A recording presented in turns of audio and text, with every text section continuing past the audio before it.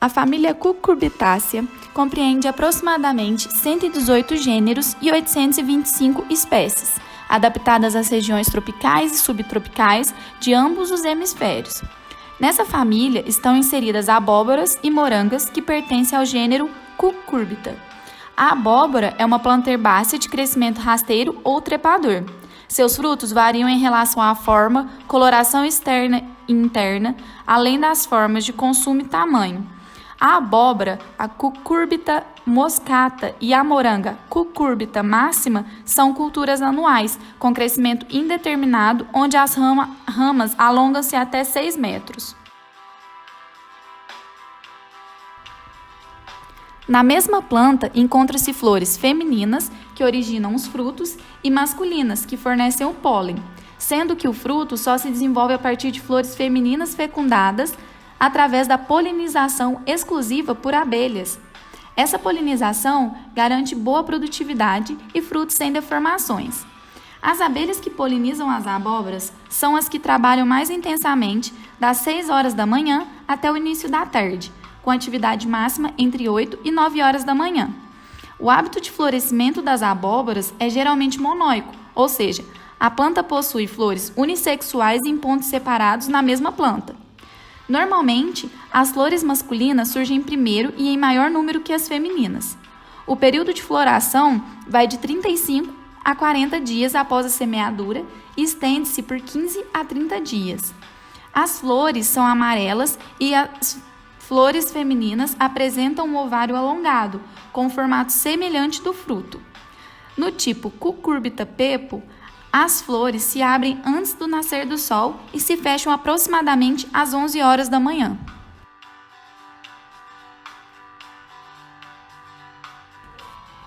As abóboras e as morangas ocupam o 7º lugar entre as hortaliças mais cultivadas no Brasil, sendo que a produtividade geralmente atinge 10 toneladas por hectare, podendo chegar a 20 toneladas por hectare, quando os processos de frutificação assexuados são utilizados em conjunto com um bom suprimento nutricional e hídrico. Da abóbora rasteira, as variedades mais comuns são menina gigante, gigante, amarela, caravelle, menina brasileira, canhão e baianinha. A variedade menina brasileira é uma planta vigorosa, podendo a rama principal atingir até 5 metros e os frutos podendo ter até 25 centímetros, sendo alongados e pesando cerca de 350 gramas. Quando deixado na planta, o fruto se desenvolve até formar a abóbora madura. É um fruto de fácil digestão, fonte de vitaminas do complexo B, como a niacina, além de possuir 27,8 calorias a cada 100 gramas. 2 espécies de abobrinha usadas para consumo de frutos imaturos são mais comuns no mercado brasileiro: a Cucurbita moscata, a qual pertence a cultivar menina brasileira, cujos frutos são cilíndricos, medindo cerca de 25 centímetros de comprimento e apresentam pescoço, e a Cucurbita pepo, conhecido como abobrinha italiana, com fruto alongado e sem pescoço. A espécie Cucurbita moscata tem como centro de origem a região central do México. As cores da casca da abobrinha vão do verde bem claro, quase branco, até verde médio, com faixas de cor verde mais escuro. Os frutos são muito sensíveis e se danificam com facilidade, apodrecendo rapidamente nas partes injuriadas. O manuseio dos frutos verdes deve ser feito com maior cuidado e em ambientes de umidade relativa elevada, para se evitar as esfoladuras e o murchamento, respectivamente. Durante a comercialização, devem-se escolher os frutos firmes, com a casca de cor brilhante, sem partes escuras ou amolecidas. A abobrinha pode ser consumida refogada no óleo ou azeite, cozida, com soufflé, frita milanesa, recheada com outras hortaliças, queijo, ovos cozidos ou qualquer tipo de carne. Também pode ser usada como recheio de pratos assados, tais como bolo, pizza e pastelões. Visto que a abobrinha é muito apreciada pelos consumidores e usada de diversas formas na culinária, torna-se interessante o seu fornecimento na forma minimamente processada, aumentando assim a sua conveniência e praticidade no preparo das refeições. A abóbora é pouco exigente no que diz respeito ao solo, mas produzem melhor nos areno-argilosos, com pH de 5,5 a 6,5. É recomendável que o solo tenha uma boa exposição ao sol e seja protegido de ventos fortes.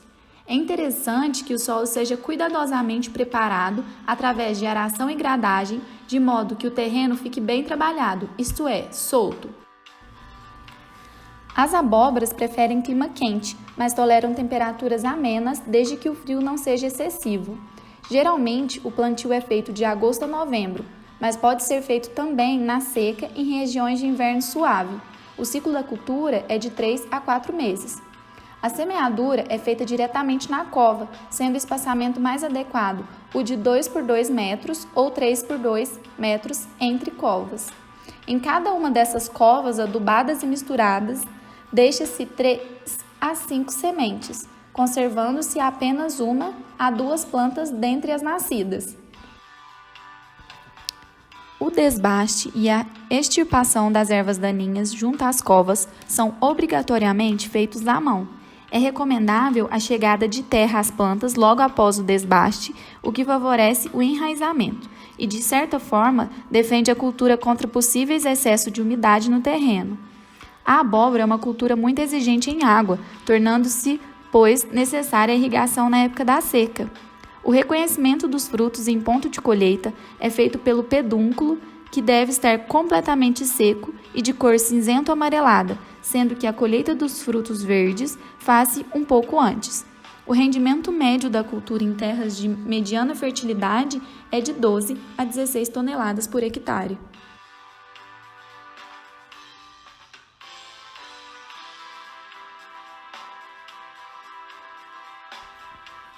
A adubação pode representar de 20 a 30% do custo total de produção. Em qualquer cultura de hortaliças, é fundamental a adubação orgânica e química para se obter boa produtividade. O solo, de maneira geral, não tem nutrientes suficientes para suprir as necessidades das plantas. A cada safra, as plantas retiram os nutrientes de que necessitam, além da perda de nutrientes através da lixiviação e da erosão. Por isso, em solos muito cultivados, é importante uma adubação correta. Para uma boa adubação, é recomendado que o produtor faça a análise do solo. De acordo com a análise de solo do setor de olericultura, considerando o solo como de textura argilosa, para adubação mineral seriam recomendados 150 kg por hectare de P2O5, 100 kg por hectare de K2O e 100 kg por hectare de N. 30% do nitrogênio e 40% do potássio deve ser aplicado junto com a adubação orgânica, 15 a 20 dias antes do semeio ou transplantio. O restante do nitrogênio e potássio, 70% e 60% respectivamente, deve ser aplicado em 2 coberturas, sendo a primeira 30 dias após a emergência e a segunda 25 dias após a primeira. Contudo, foi empregada a adubação orgânica na proporção de 15 toneladas por hectare, recomendada para a abóbora menina. As culturas de abóbora seguem 4 fases distintas. Fase 1, crescimento vegetativo inicial, onde ocorre a produção de mudas, que é da semeadura até o transplante. Fase 2, crescimento vegetativo, desde o transplante até o início do florescimento. Fase 3, florescimento e frutificação, do início do florescimento até o início da frutificação. Fase 4, frutificação e colheita, do início da frutificação até o fim do ciclo de cultivo. O plantio de abóboras é feito através de sulcos, que facilitam a distribuição dos adubos e o plantio das mudas em linhas. Em terrenos inclinados, os sulcos devem ficar em um pequeno declive de 2 a 3%, permitindo assim o escoamento lento das águas. O plantio da abóbora pode ser realizado de 2 formas: semeadura direta no local ou pelo transplantio de mudas, que podem ser produzidas em estufas ou áreas cobertas, desde que permitam a entrada de luz. As mudas são geralmente produzidas em bandejas de isopor, com no máximo 128 células, e copos plásticos ou de jornal. As regas devem ser realizadas de 2 a 3 vezes ao dia, com auxílio de regador ou microaspersores. A irrigação deve ser diminuída quando as mudas estiverem mais desenvolvidas. Após ligeiro crescimento, de 5 a 10 dias após a semeadura, precisa-se realizar o desbaste, etapa caracterizada pela eliminação das plantinhas que excedem em cada célula da bandeja ou copo, deixando apenas as partes mais desenvolvidas. Os tratos culturais após o plantio são elementos muito importantes para a produção de abóboras, que são delicadas, devendo receber cuidados em momentos corretos. O controle de ervas daninhas é feito através de campina manual, mecânica ou da utilização de herbicidas seletivos. Especialmente na fase inicial, a cultura deve ser mantida limpa, sendo que após a frutificação, o mato não tem grande interferência no desenvolvimento das plantas. As capinas regulares, feitas de forma manual, com enxada entre as fileiras, controlam o aparecimento de pragas, como a mosca minadora, a mosca branca e doenças como o oídio e o míldio. O desbaste, em alguns casos, precisa ser realizado para evitar o avanço de uma doença. Esse processo também é denominado releação. O uso de cobertura morta contribui para a manutenção de umidade do solo, bem como redução das ervas daninhas e da erosão, facilitando o retorno da matéria orgânica e nutrientes. A cobertura morta pode ser feita colocando-se palha ou outra massa seca sobre o solo. As doenças são um grande problema nas culturas das cucurbitáceas, sendo que as principais delas são causadas por fungos, bactérias, vírus e nematóides. Algumas doenças que atacam as cucurbitáceas possuem sintomas parecidos, precisando ser diagnosticadas corretamente para serem tratadas. O míldio é uma das doenças mais comuns, tanto na produção em campo quanto em estufas, ocorrendo especialmente nas regiões úmidas e com temperaturas amenas, sendo o problema mais sério nas regiões temperadas e subtropicais. Ocorre em todo o Brasil, mas principalmente no sul e no sudeste. O patógeno ataca as folhas das abóboras, sendo os sintomas notados inicialmente na face superior das folhas, através de pequenas manchas cloróticas ou amareladas, que com o passar do tempo aumentam e podem ficar com coloração amarronzada e necróticas. As folhas mais velhas apresentam primeiro os sintomas da doença, que com o passar do tempo se alastra para as folhas mais novas. Caso a doença não seja tratada, as lesões crescem rapidamente, secando as folhas, causando sua morte e queda. Outra doença é a causada pelo omiceto Pseudoperonospora cubensis. O método de controle mais utilizado para esta doença é a aplicação de fungicidas protetores, sucedidos de fungicidas sistêmicos específicos para omicetos. Não existem muitos fungicidas registrados no MAPA, que é o Ministério da Agricultura, Pecuária e Abastecimento, para as abóboras. Então, os produtores costumam utilizar os que são usados para os melões. A antracnose forma manchas escuras na superfície dos frutos, caule e folhas, e ocorre principalmente com a presença de alta umidade do ar e temperatura entre 21 a 27 graus Celsius, podendo ser controlada através da rotação de culturas durante 2 ou 3 anos, além da utilização de sementes sadias e eliminação de cucurbitáceas selvagens e restos de culturas antigas. A antracnose afeta toda a parte aérea da planta em qualquer fase de seu desenvolvimento, causando desfolha precoce, perda de vitalidade e até mesmo a morte das plantas. O patógeno também ataca os frutos e normalmente os inutiliza para o consumo, deixando lesões circulares escuras e deprimidas.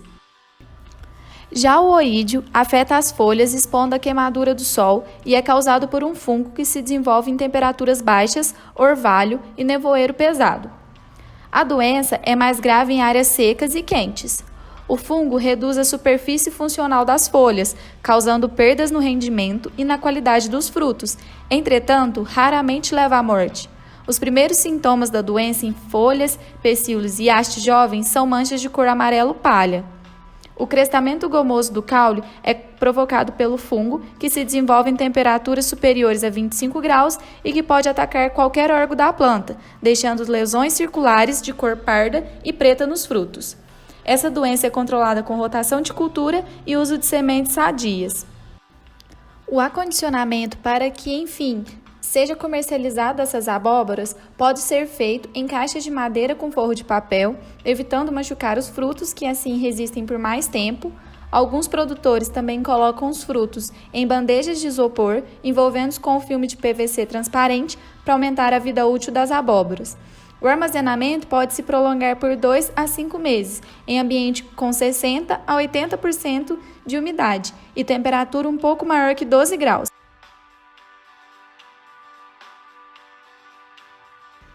Assim, para atender a demanda do cliente, é importante o produtor ter em mente que a qualidade vem do campo.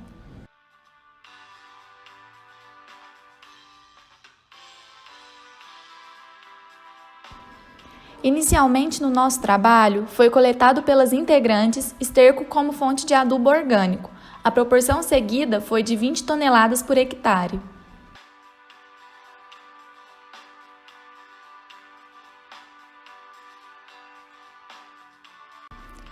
Após esse processo, foi colocado esse esterco no canteiro destinado à nossa cultura, a abobrinha, uniformemente. Em seguida, foram utilizadas algumas ferramentas, como a enxada, para fazer as covas para que, enfim, fossem colocadas as sementes.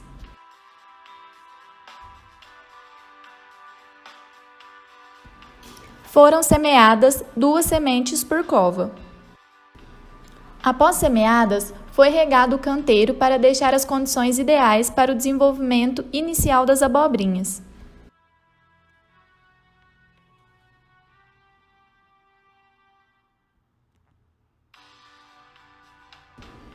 Também foi feito a semeadura para a produção de mudas em caixas de isopor. Foi utilizado um substrato específico para olerícolas. Usado foi Tropstrato HA e semeadas 2 sementes. Como forma de manter a umidade, foi utilizado também a vermiculita.